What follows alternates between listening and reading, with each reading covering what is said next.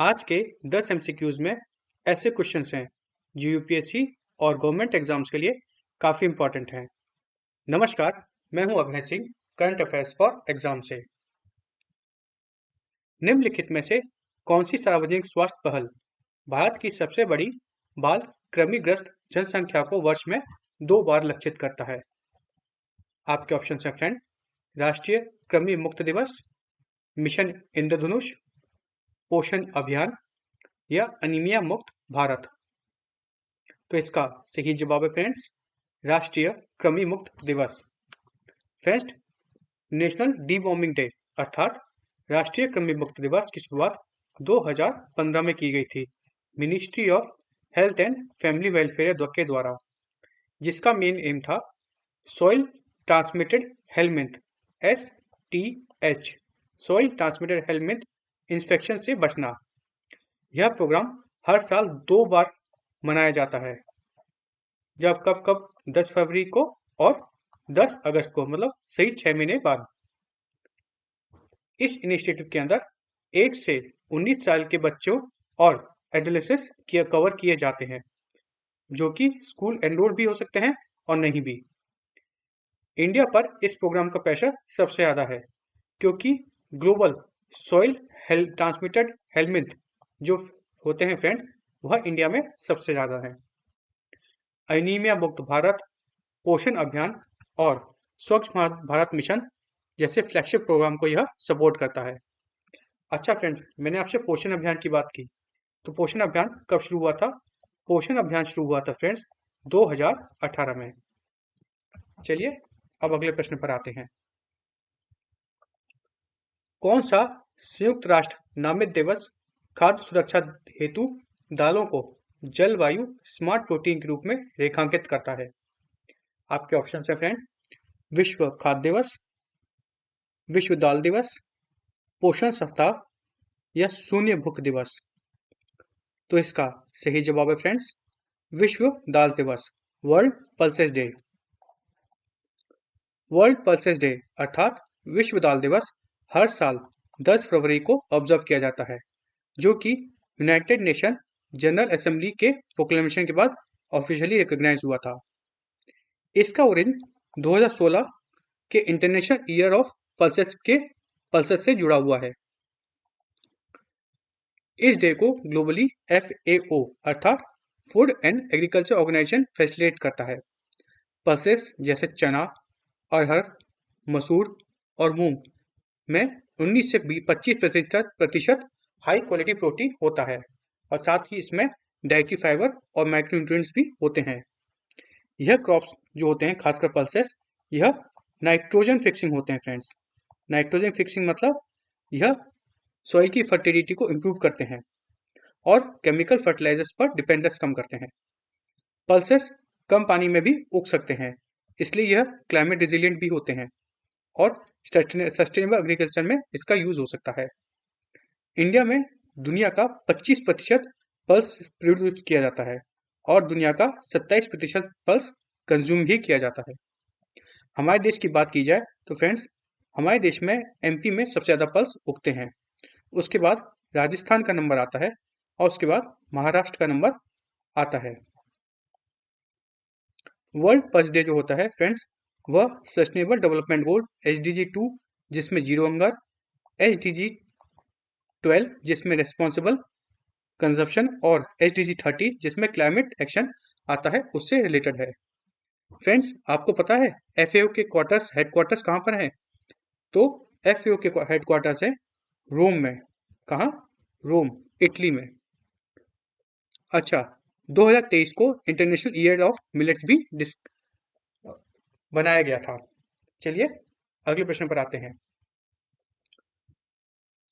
कौन सा जिला समर्थ पंचायत पोर्टल के जरिए प्रॉपर्टी टैक्स इकट्ठा करने वाला भारत का पहला जिला बन गया है? आपके ऑप्शंस हैं फ्रेंड। बस्तर, रायपुर, धमतरी या बिलासपुर। इसका सही जवाब है फ्रेंड्स, धमतरी। धमतरी जिला जो कि छत्तीसगढ़ में आता है फ्रेंड्स, छत्तीसगढ़ में आता है, वह इंडिया का डिजिटल गवर्नेंस के मामले में एक हिस्टोरिक माइलस्टोन अचीव किया है। यह इंडिया का पहला डिस्ट्रिक्ट बना है जिसने प्रॉपर्टी टैक्स डिजिटल मोड से कलेक्ट किया है, वो भी समर्थ पोर्टल के माध्यम से। इस इनिशिएटिव का लॉन्च नागरी ब्लॉक के संकारा ग्राम पंचायत में किया गया है। इसमें जो टैक्स कलेक्शन किया है वह यूपीआई एनेबल्ड गेटवे से किया गया है। बाद में इस मॉडल को डिस्ट्रिक्ट के सभी ग्राम पंचायतों में लागू किया गया है, जिसमें लगभग 400 पंचायत कवर हुई हैं। यह इनिशिएटिव जो है फ्रेंड्स, यह यूनियन मिनिस्ट्री ऑफ पंचायती राज के सपोर्ट से इम्प्लीमेंट हुआ है। इसका ऑब्जेक्टिव था एरियर्स को कम करना, ट्रांसपेरेंसी बढ़ाना और आत्मनिर्भर भारत पंचायत को प्रमोट करना। यूपीआई जो है ना फ्रेंड्स, वह एनपीसीआई द्वारा संचालित किया जाता है, एनपीसीआई द्वारा डेवलप किया गया है। चलिए अगले प्रश्न पर आते हैं। फरवरी 2026 में एसएफडीआर तकनीक का प्रदर्शन किस संगठन ने किया? आपके ऑप्शन हैं फ्रेंड, डीआरडीओ, इसरो, एचएएल या बीईएल। इसका सही जवाब है फ्रेंड्स इसरो, डीआरडीओ मतलब defence research and development organization. इसने हाल ही में फरवरी 2026 में एसएफडीआर टेक्नोलॉजी का सफल परीक्षण और डेमोन्स्ट्रेशन किया है। यह सब डेमोन्स्ट्रेशन किया गया है, यह चांदीपुर रेंज में से किया गया है। अगर आप सब लोग करंट अफेयर्स पढ़ते होंगे तो आपको सबको पता होगा कि चांदीपुर रेंज उड़ीसा के कोस्ट पे आता है। एसएफडीआर का फुल फॉर्म है friends solid fuel ducted ramjet, जो एडवांस मिसाइल प्रोपल्शन टेक्नोलॉजी है। यह technology long range air to air missile के लिए यूज होती है और यह एक सस्टेन पीरियड तक सुपरसोनिक स्पीड प्रोवाइड करवाती है। अच्छा फ्रेंड्स, रैमजेट इंजन जो होते हैं वो सुपरसोनिक स्पीड पर एफिशिएंट होते हैं। आईटीआर चंडीपुर की हमने बात की, इंटीग्रेटेड टेस्टिंग चंदीपुर जो कि उड़ीसा में है। यह एस्टेब्लिश हुआ था फ्रेंड्स 1965 में, और डीआरडीओ की बात करें तो यह एस्टेब्लिश हुआ था 1958 में। चलिए अगले प्रश्न पर आते हैं। देवनी मोरी बुद्ध अवशेष श्रीलंका में कहाँ प्रदर्शित किए जाएंगे? आपके ऑप्शन है फ्रेंड, कैंडी मंदिर, केलानिया विहार, अनुराधापुर या गंगराया मंदिर। तो इसका सही जवाब है फ्रेंड्स गंगराया माया मंदिर। देवनी मोरी बुद्धा रिलिक्स को गंगराया मंदिर कोलंबो में पब्लिक एक्सपोजिशन के लिए रखा जाएगा और यह 4 से 10 फरवरी तक रखा गया है। यह रिलिक्स गुजरात के देवनी मोरी आर्कियोलॉजिकल साइट से ओरिजिनेट होते हैं। देवनी मोरी साइट का एक्सकवेशन 1957 में आर्कियोलॉजिस्ट एसएन चौधरी द्वारा किया गया था। फिलहाल में यह रिलिक्स महाराजा सयाजीराव यूनिवर्सिटी वडोदरा में प्रिजर्व्ड हैं। कोलंबो एक्सपोजिशन इंडिया की बुद्धिस्ट सॉफ्ट पावर डिप्लोमेसी और कल्चर टाइज को स्ट्रेंथन करता है। चलिए फ्रेंड्स अगले प्रश्न पर आते हैं। 2026 में रांगी लूंडा में भारत के पहले राष्ट्रीय यूएवी परीक्षण एवं नवाचार कॉरिडोर की घोषणा किसने की?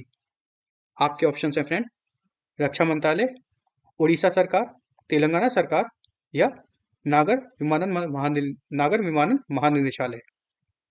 तो इसका सही जवाब है फ्रेंड्स उड़ीसा सरकार। विंग्स इंडिया 2026 जो हैदराबाद में ऑर्गेनाइज हुआ था, वहीं पर एक इंपॉर्टेंट अनाउंसमेंट की गई थी कि उड़ीसा के गंजम डिस्ट्रिक्ट में रेंगी लूना एयरपोर्ट को ऑफिशियली इंडिया का पहला ऑपरेशनल एयरपोर्ट डिक्लेयर किया जाएगा, जो यूएवी अर्थात अनमैन्ड एरियल व्हीकल टेस्टिंग के लिए रिपर्पस किया जाएगा। यह एयरपोर्ट अब एडवांस ड्रोन टेस्टिंग लैब के रूप में काम करेगा और इस इनिशिएटिव को बीमान, फ्रेंड्स याद रखिए बीमान, Bharat mission for advance air mobility के साथ अलाइन किया जाएगा। रांगी लुंडा facility beyond visual line of sight BVLOS operations, swarm drone testing और artificial intelligence based autonomous navigation को सपोर्ट करेगी, जहां ड्रोन्स 1000 मीटर एल्टीट्यूड तक ऑपरेट कर सकेंगे।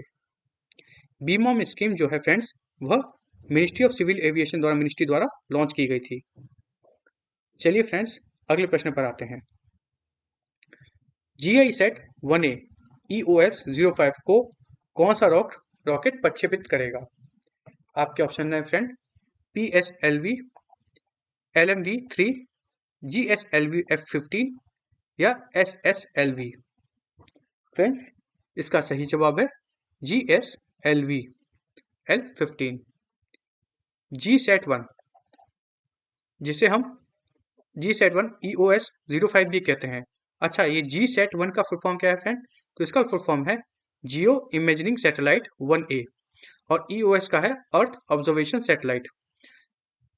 एक इंपॉर्टेंट मिशन है जो फेल्ड GSAT-1A EOS 3 सैटेलाइट को रिप्लेस करेगा। ओरिजिनल मिशन 12 अगस्त 2021 को फेल हो गया था, जिसका रीजन था क्रायोजेनिक अपर स्टेज में एनोमली डिस्कवरी की गई थी। नई सैटेलाइट जो होगा, यह 2.2 टन वजन का है और यह real time earth observation capability के साथ एम्पावर्ड होगा। इस सैटेलाइट का लॉन्च विंडो है जो है 20 फरवरी से 5 मार्च 2026 के बीच। GSAT-1A जियो स्टेशनरी ऑर्बिट पर ऑपरेट करेगा। चलिए, अच्छा फ्रेंड्स, मैं आपको एक और बता दूं, जियो सैटेलाइट की बात लगती है ना, तो हमेशा याद रखिए कि मैक्सिमम केस में GSLV ही होता है या फिर फॉरेन सैटेलाइट लॉन्च करती हैं, फॉरेन पेलोड्स लॉन्च करते हैं सैटेलाइट्स को। अगर जियो स्टेशनरी की बात होती है, इंडिया को कोई भी जियो स्टेशनरी लॉन्च होने जा रहा होता है। जियो स्टेशनरी ऑब्जेक्ट जो होता है फ्रेंड, वो लगभग इतने किलोमीटर की हाइट पर होता है।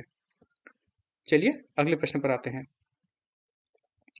2026 में कर्नाटका हेट स्पीच बिल को राष्ट्रपति की स्वीकृति के लिए किस प्राधिकरण ने आरक्षित किया है?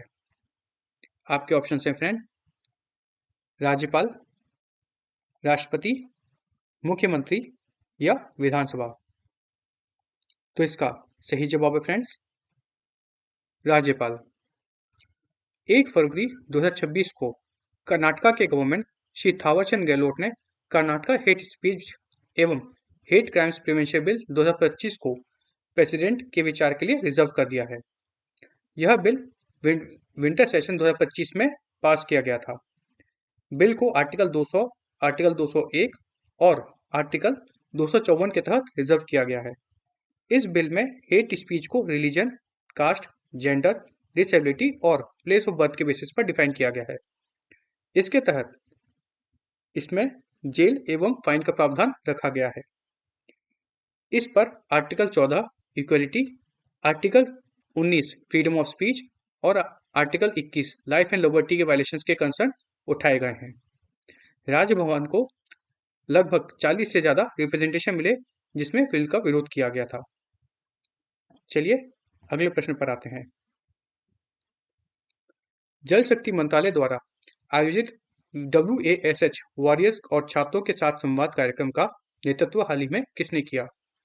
आपके ऑप्शंस हैं, श्री नरेंद्र मोदी, श्री CR पाटिल, श्री रविंद्र जायसवाल, श्री गजेंद्र सिंह शेखावत।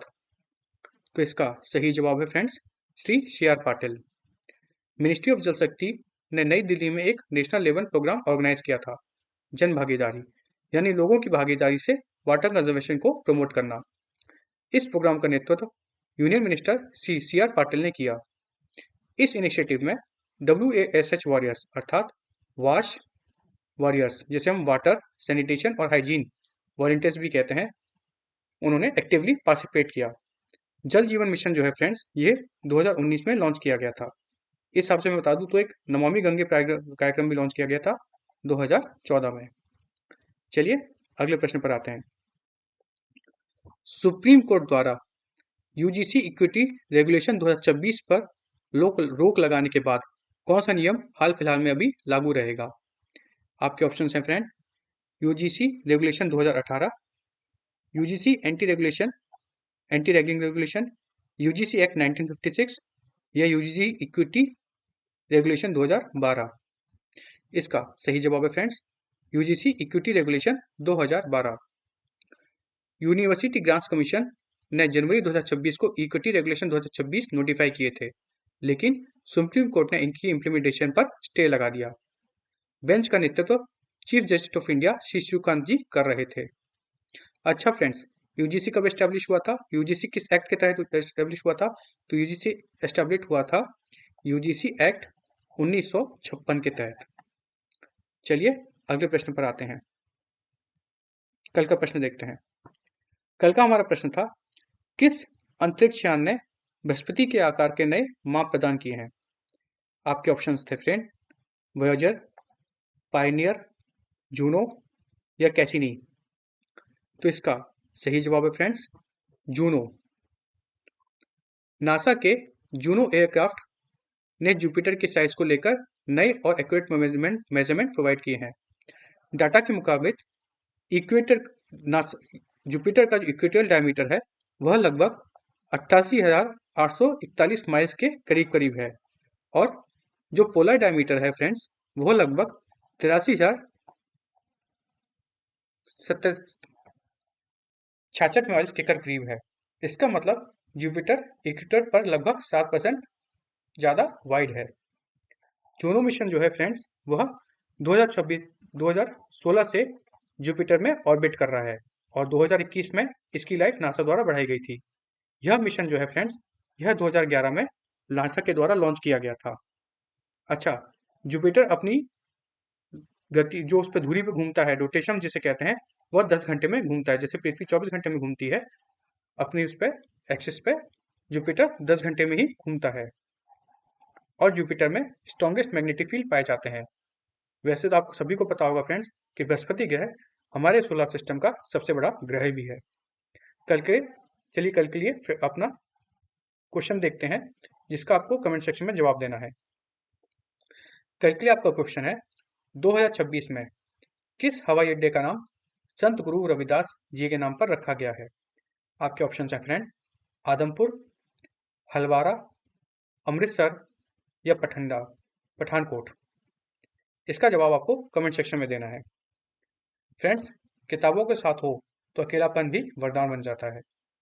इसके साथ ही आपका यह सेशन यहीं समाप्त होता है। आपको हमारा सेशन कैसा लगा कमेंट करके बताइएगा, तथा लाइक शेयर सब्सक्राइब अवश्य कीजिएगा।